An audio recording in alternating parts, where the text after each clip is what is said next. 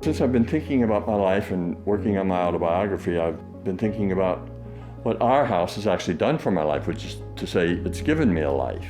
It's given me the ability to live a life that's more than just simple existence.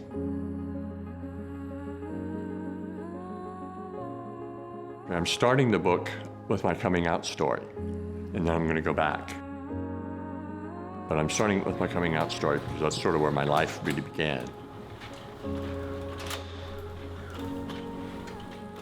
My name is Darrell DuBois, and I identify as an out gay man living with AIDS.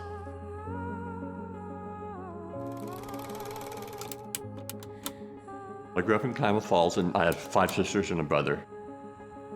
And I had a childhood friend. His name was Stephen. At age 16, we decided we would come out to our families. We were in love and wanted to just be open and out about that because it was just too complicated trying to hide it.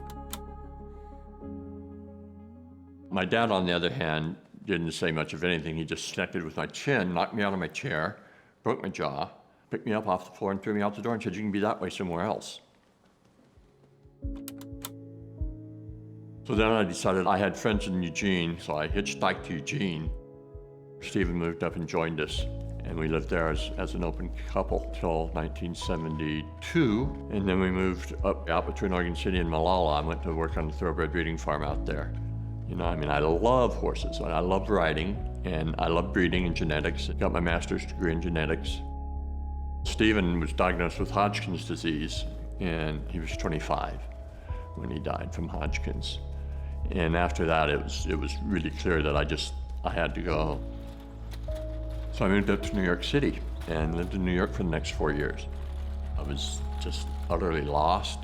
I took to drinking heavily, started using heroin, became a heroin addict. In fact, that's why I left New York.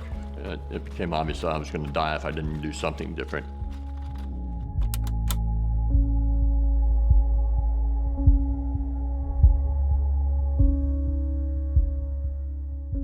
Well, what happens next is I start getting really ill, and I just had all kinds of infections. And then on May 3rd of 1984, I was diagnosed with pneumocystis pneumonia, and that's when they diagnosed me with AIDS. When I was diagnosed, my T-cell count was 4 T-cells. I was virtually without an immune system at that point. For me, the biggest marker of AIDS in my own personal story has been loss, absolute loss of almost everything.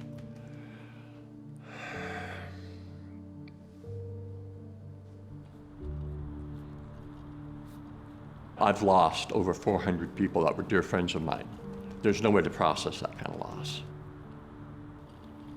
I lost my job, I lost my insurance, I had to sell my farm, I had to sell all the horses, and I used all that money to pay for medical expenses. I had a viral brain infection that almost killed me. I was in hospice for a year and a half. And that's when I moved into to our house the first time. I was just healing from this viral brain infection that I got.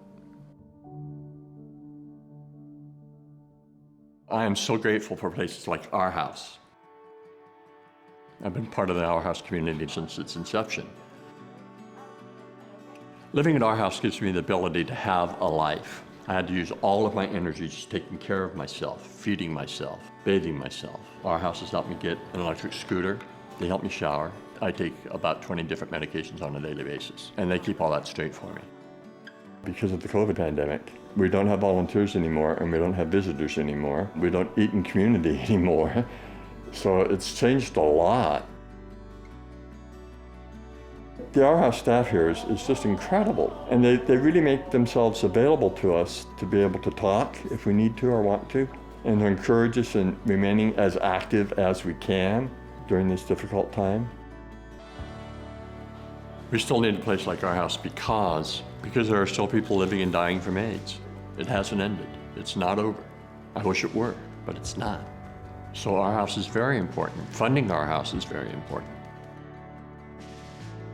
Quite a while, my life was just barely existing. And now I have a life. I feel hopeful. I'm a real survivor. And I owe all of that to our house.